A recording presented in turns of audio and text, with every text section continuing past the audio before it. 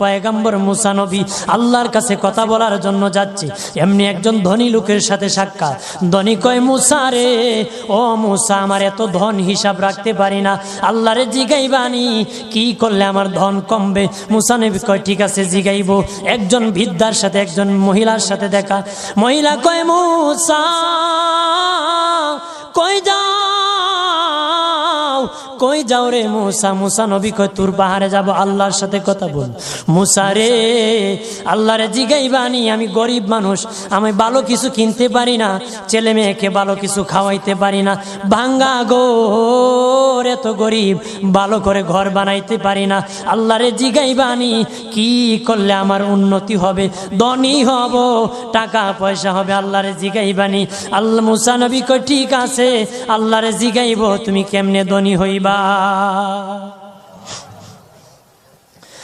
আল্লাহ নবী মুসা নবী 3 রাস্তার মোড়ে যা দেখে একটা লোক বসে আছে, তার 2 হাত নাই, 2 পা নাই, 2 হাত নাই, 2 পা নাই।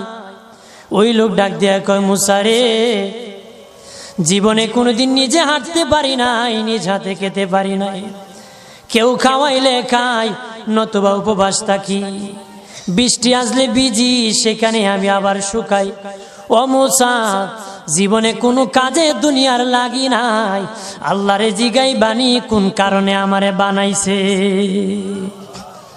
আল্লাহ কয়, জিগাই মনে। মুসা নবী কয়, আল্লাহরে তোর পাহাড়ে মুসা নবী, মুসা ছিল কালিমুল্লাহ, কথা বলার প্রেম ছিল, কথা বলতো, কথা বলার প্রেম ছিল। কথা বলতে বলতে শেষ দিকে আল্লাহ গো, আসার সময় 3টা লোক আমার কাছে প্রশ্ন করেছে। একজন লোক হলো ধনী, কিভাবে তার ধন কমবে গো? আল্লাহ বলেন, মুসা রে,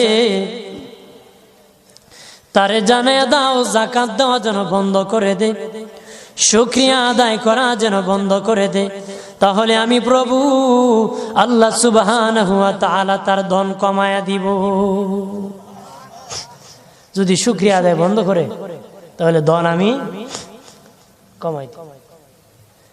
এরপরে মুসা নবী বলে, ও মালিক, আল্লাহ একজন মহিলা বলেছে তার গরিব মানুষ, গরিবী হালত যায় না, যত ইনকাম করে, তার একটা ভাঙ্গা ঘর, ভালো ঘর বানাইতে পারে না গো,